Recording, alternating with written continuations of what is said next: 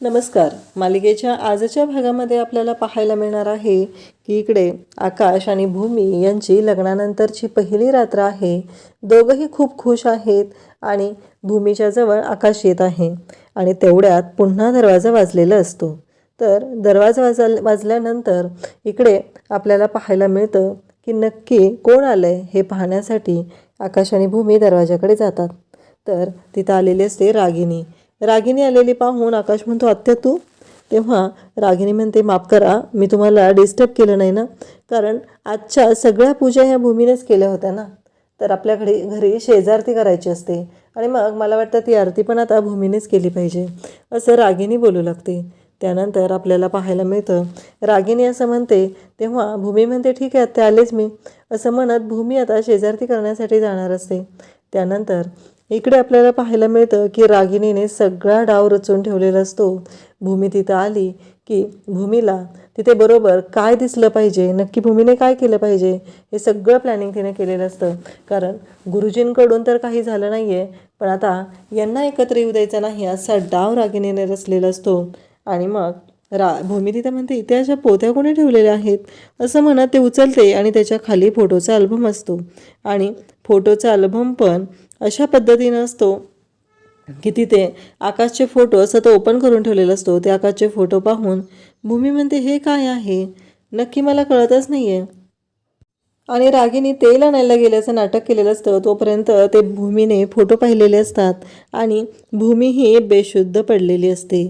भूमीला सर्व गोष्टी तिच्या डोळ्या घालून गेल्यासारख्या वाटत असतात. तिला आठवतं, काहीतरी अंधुक अंधुक आठवतं आणि भूमी ही बेशुद्ध पडते. आणि मग रागिनी तिथे येते आणि मग रागिनी तिथं आल्यामुळं आकाशच्या नावाने ओरडू लागते, आकाश आकाश इकडे, भूमीला काय झालं, असं म्हणत आई आकाश करून ती जोरजोरात ओरडत असते. आणि मग सगळेजण येतात, डॉक्टरांना बोलवलं जातं. डॉक्टर तिथे येतात आणि मग आपल्याला पाहायला मिळतं की डॉक्टर म्हणतात की मिस्टर आकाश, तुमचं नुकतंच लग्न आत्ता झालेलं आहे, परंतु आत्ता तुम्हाला भूमी मॅडमची मेंटल आणि फिजिकल कंडिशन माहिती आहे. तर तुमच्या नात्यामध्ये तुम्ही थोडासा वेळ दिला पाहिजे त्यांना अजून रिकवर व्हायला. ते अजून पूर्णपणे रिकवर झालेल्या नाहीत, त्यांना रिकवर होणं गरजेचं आहे. त्यासाठी मला वाटतं की तुम्ही पूर्णपणे वेळ दिला पाहिजे. तेव्हा आकाश म्हणतो की हो डॉक्टर. आणि मग आता सगळेजण काळजी करत असतात की आजी म्हणते की माझ्या लेकरांच्या नशिबाला काय आलं, हे कशामुळं होतं आहे सगळं, असं आजी विचारत असते. तेव्हा डॉक्टर म्हणतात की काळजी करू नका, सगळं व्यवस्थित होणार आहे. आणि आकाशची ही समजूत घालत असतात. त्याचबरोबर घरातील सर्वजण तिथे जमा झालेले असतात. अचानक भूमी बेशुद्ध पडल्यामुळं सगळ्यांना कळत नसतं की काय झालं हे. पण भूमीची मेंटल सिच्युएशन व्यवस्थित नाही, त्यामुळं तिचा मेमरी लॉस झालेला आहे. आणि मग त्यात असा काहीतरी स्ट्रेस आला असेल की ज्यामुळं भूमी बेशुद्ध पडलेली आहे. पण डॉक्टरांनी तर असं सांगितलेलं आहे की काही झालं तरी तुम्ही तुमच्या नात्यामध्ये तेवढा वेळ त्यांना द्या, तुमच्या लक्षात येते ना. मग आकाश इकडे ठरवतो की हो, मला आता तेवढा वेळ भूमीला दिला पाहिजे, ज्यातून ती रिकवर होईल, मेंटली स्टेबल होईल. आणि एकदा का ती मेंटली स्टेबल झाली की मग सगळं व्यवस्थित होणार आहे. डॉक्टर जाताना इकडे रागिनीला अगदी खुणवतात आणि मग जातात. मग रागिनी म्हणते की हे डॉक्टर काय, ज्योतिष काय, पण जाऊ दे, कशाच तर गुण आला ना. म्हणजेच या भूमीनेच या रागिनीनेच या डॉक्टरांना बोलवलेलं असतं आणि हा सगळा डाव रचलेला असतो. त्यानंतर आकाश भूमीच्या जवळ असतो, तिच्या डोक्यावरून हात फिरवत असतो. त्याचवेळी तिथे वेदांगी असते आणि वेदांगी म्हणते, काही झालं तरी मी तुम्हाला एकत्र येऊ देणार नाही. इकडे रागिनीने पण हे सगळं मुद्दामच केलेलं असतं. पण तिला कुठं माहिती आहे की नियती ही आकाश भूमीला एकत्र आणल्याशिवाय शांत राहणार नाही.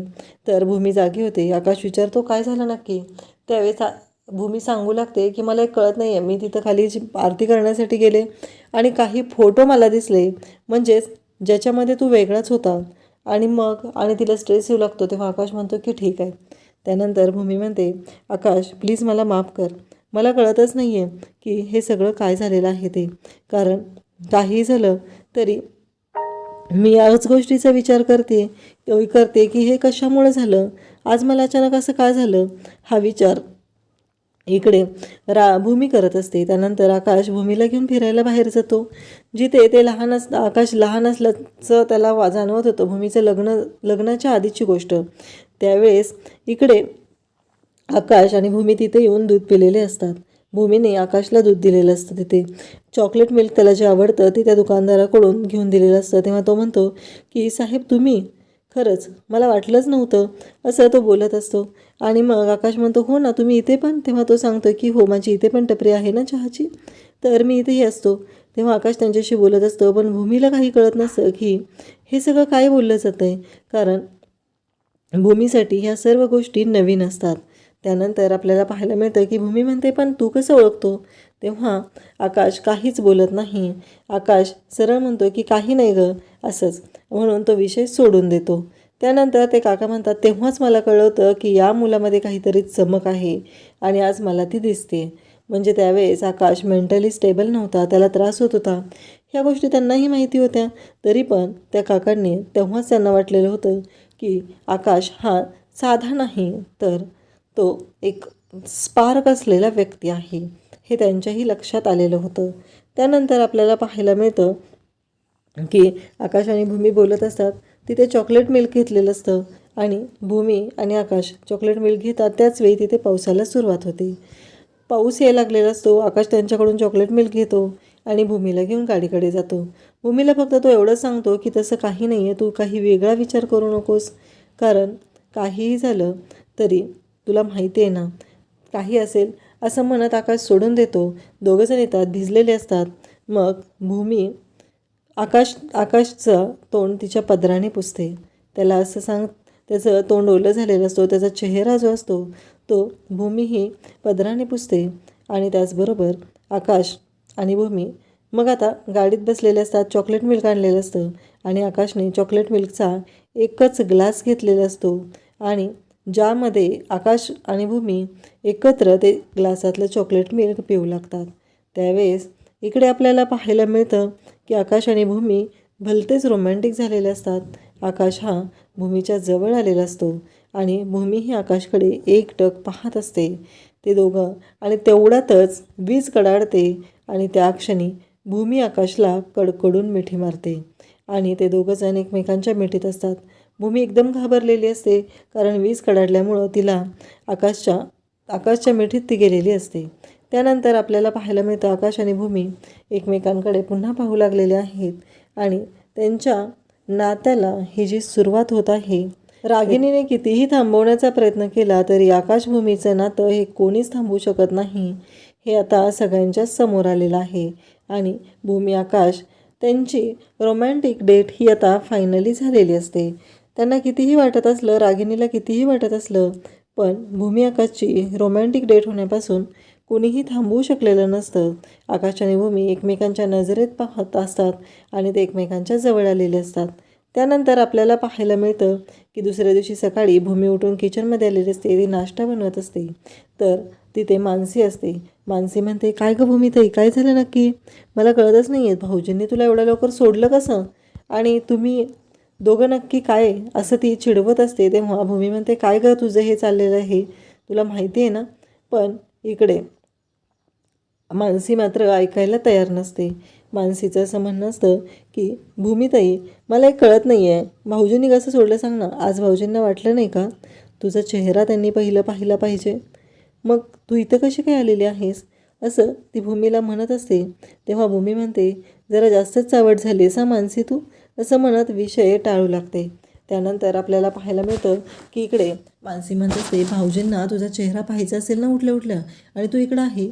तर इकडे वेदांगी हे सगळं बोलणं ऐकत असते. आधी वेदांगी म्हणत असते की आता काही झालं तरी आकाशला तुझा चेहरा पाहता येणार नाही, तर आकाशला माझा चेहरा पाहावा लागणार आहे. तर भूमी आता आजींसाठी दूध घेऊन निघालेली असते आणि तेवढ्यात तिच्या मोबाईलवरती एक फोन येतो. ते म्हणतात की मी इन्स्पेक्टर शिंदे बोलतोय, गायकवाड साहेबांनी पर्सनली मला या केसमध्ये लक्ष घालायला सांगितलेलं आहे आणि मी त्यासाठी तुम्हाला फोन केला आहे.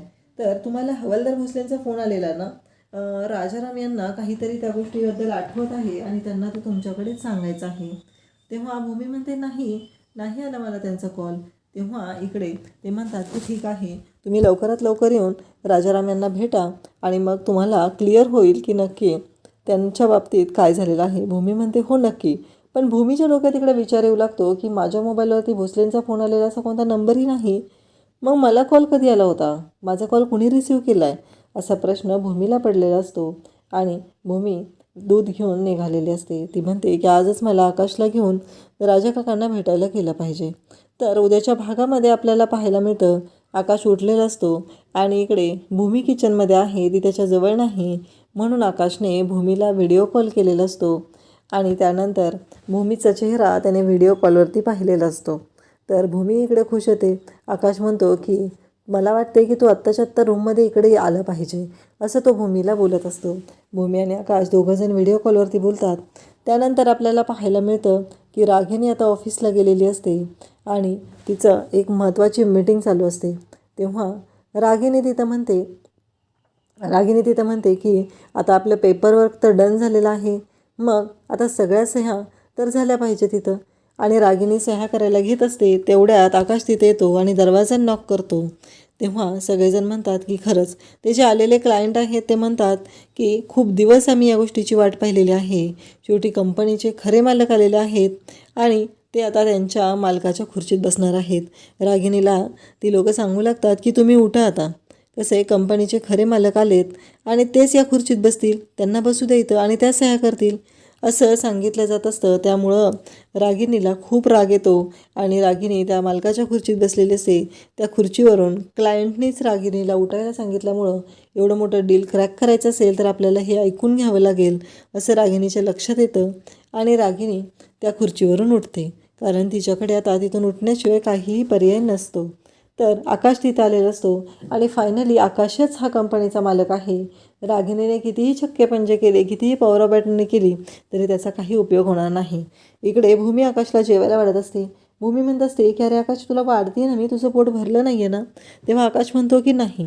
भूमीचे लक्ष बाजूला आहे हे पाहून आकाश भूमीच्या गालांवरती किस करतो आणि भूमीला म्हणतो की आता माझं पोट भरलं. म्हणजे आकाशला नक्की कोणत्या गोष्टीची गरज होती हे आता त्या भूमीच्या लक्षात आलेलं असतं आणि भूमी ही लाजलेली असते. आकाश आणि भूमीचा हा संसार खुलू लागलेला आहे, पण त्याच्यामध्ये काटे पेरण्याचं काम रागिनी त्याचबरोबर पौर्णिमा आणि वेदांगी करत आहेत. अशाच अपडेटसाठी चॅनलला सबस्क्राईब करा. थँक्यू.